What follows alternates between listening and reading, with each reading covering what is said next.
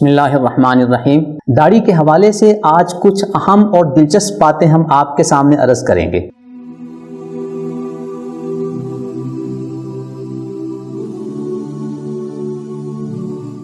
دور حاضر میں ہمارے ایک میڈیا اسکالر نے مونچھوں کو پست کرنے، ناخن کٹوانے، مردوں کے ختنہ کرنے، زیر ناف اور بغلوں کے بال صاف کرنے کے حوالے سے کچھ معیار بنائے۔ پہلا معیار یہ بنایا کہ یہ چیزیں سنت ابراہیمی ہیں۔ ہم نے گزشتہ نشست میں عرض کیا کہ سنت ابراہیمی میں جہاں ان چیزوں کا ذکر ہے وہاں داڑھی کا ذکر بھی ہے۔ تو جب آپ نے ان چیزوں کو سنت ابراہیمی کی بنیاد پہ قبول کیا اور داڑھی بھی سنت ابراہیمی ہے تو اس کا آپ نے ذکر کیوں نہیں کیا؟ دوسرا معیار ہمارے میڈیا اسکالر نے ان چند چیزوں کے حوالے سے یہ بنایا کہ گزشتہ انبیاء کے حوالے سے یہ چیزیں سنن انبیاء ہیں۔ ہم نے گزشتہ نشست میں آپ کے سامنے یہ رکھا کہ حضرات انبیاء علیہم الصلوات و تسلیمات کی داڑھی کا ذکر بھی انہی سنتوں میں آتا ہے۔ تو جب آپ نے ان چیزوں کو سنت ابراہیمی اور سنن انبیاء کی بنیاد پہ قبول کر لیا تو داڑھی کو بھی قبول کرنا چاہیے تھا، وہ کیوں قبول نہیں کیا؟ ہمارے میڈیا اسکالر نے ان چند چیزوں کے لیے ایک اور معیار بنایا۔ آج ہم اس حوالے سے آپ کے سامنے کچھ دلچسپ حقائق عرض کریں گے۔ انہوں نے اپنی کتاب میزان صفحہ 641 پر یہ بات ذکر کی کہ زمانہ بعثت سے پہلے عرب بالعموم ان پر عمل پیرا تھے، یعنی مونچھوں کو پست کرنا،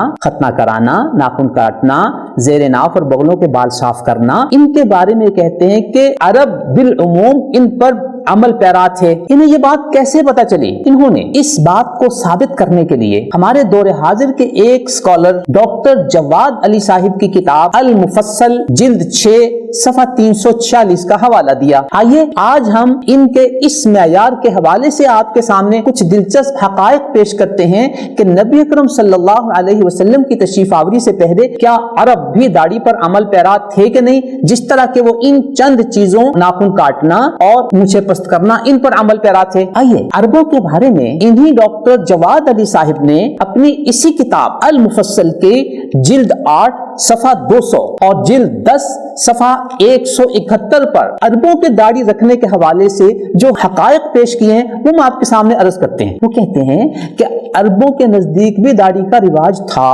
زمانہ بعثت سے پہلے جہاں عربوں کے ہاں داڑھی رکھنے کا رواج تھا وہاں داڑھی کو مردانگی کی علامت سمجھا جاتا تھا۔ عربوں کے ہاں داڑھی زینت شمار ہوتی تھی، عربوں کے ہاں داڑھی عزت شمار ہوتی تھی۔ ڈاکٹر جواد علی مزید لکھتے ہیں کہ سامعین کے ہاں داڑھی کی توہین ایک بہت بڑی توہین شمار ہوتی تھی۔ یہی ڈاکٹر جواد علی اپنی اسی کتاب المفصل میں لکھتے ہیں کہ اگر کوئی شخص کسی کی داڑھی کو بوسہ دے لیتا تو یہ اس کا بہت بڑا احترام شمار ہوتا۔ نیز وہ لکھتے ہیں کہ اگر کسی کی داڑھی کو مونڈ دیا جاتا تو یہ اس کی توہین شمار ہوتا۔ حتیٰ کہ انہوں نے تورات کے حوالے سے لکھا ہے کہ تورات میں لکھا ہوا ہے کہ اگر کسی کی آدھی داڑھی مونڈ دی جاتی تو یہ اس کی بہت بڑی توہین شمار ہوتی۔ کوئی داڑھی رکھنے کا رواج تھا اور داڑھی کو مونڈنا توہین شمار ہوتا تھا۔ ڈاکٹر جواد علی مزید لکھتے ہیں کہ اگر کسی نے قسم کھانی ہوتی تو وہ اپنی داڑھی پر ہاتھ رکھ کے قسم کھاتا۔ آج بھی ہمارے معاشرے میں اگر کوئی بات پکی کرنی ہو تو آدمی یوں داڑھی کی جگہ پہ یا داڑھی پر ہاتھ رکھ کے کہتا ہے کہ جی یہ بات یوں پکی ہے۔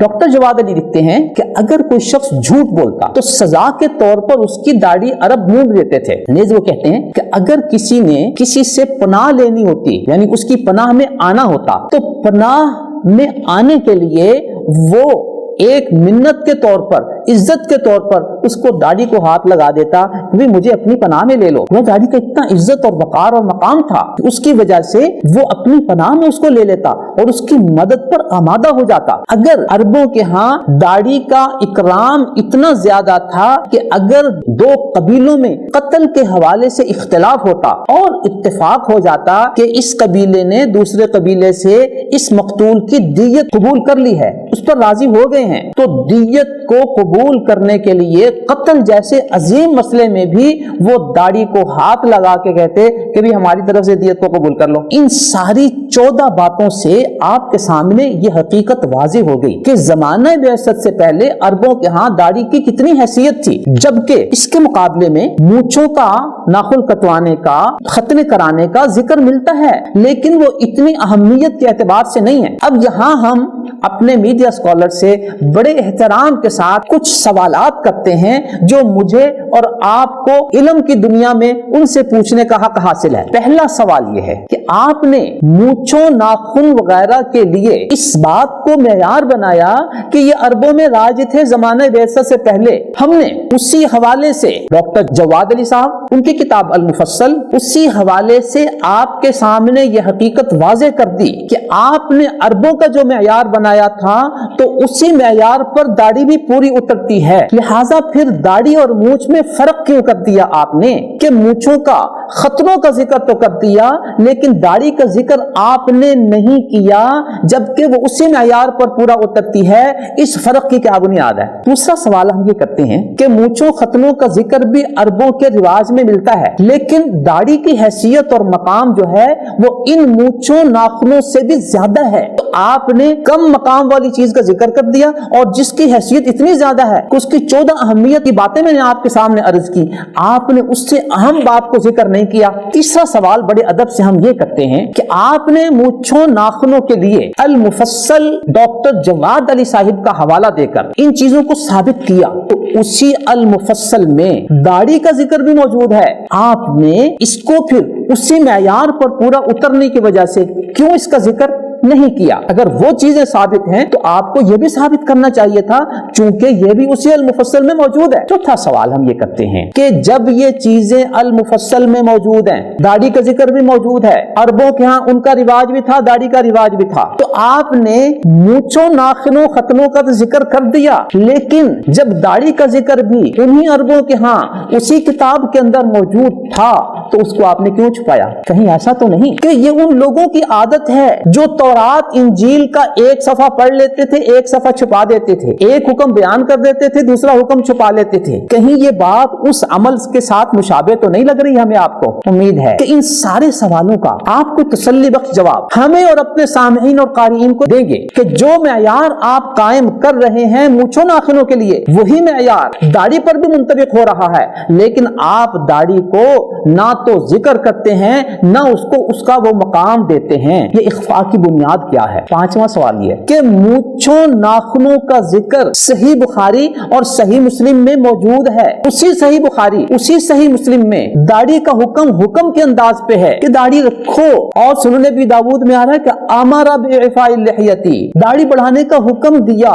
یہاں بھی مونچھوں کا ذکر آپ نے کر دیا لیکن داڑھی کا حکم چھپا لیا۔ تو ان 5 سوالوں کے حوالے سے ہمیں آپ کی تحقیق میں تعارض اور ٹکراؤ نظر آ رہا ہے کہ ایک چیز اسی معیار پر ہے، اسے آپ ذکر کر رہے ہیں، دوسری چیز اسی معیار پر ہے بلکہ اس سے بہتر معیار پر ہے، اسے آپ چھپا رہے ہیں۔ کچھ کا ذکر، کچھ کا اخفاء، یہ کس حقیقت کی نشاندہی کرتا ہے؟ کہیں دل کے اندر کوئی ایسا چور تو نہیں ہے کہ اگر آپ داڑھی کا ذکر کر دیں گے تو آپ کے سامعین و قارئین آپ سے پوچھیں گے کہ حضور جب یہ داڑھی بھی اسی معیار پر پوری اتر رہی ہے جس معیار پر آپ مونچھوں، ناخنوں، ختنوں کا ذکر کر رہے ہیں تو پھر حضور والا کی اپنی داڑھی کیوں نہیں ہے؟ کہیں اس سوال سے بچنے کے لیے آپ نے شریعت کے اتنے بڑے حکم کو تو نہیں چھپا لیا؟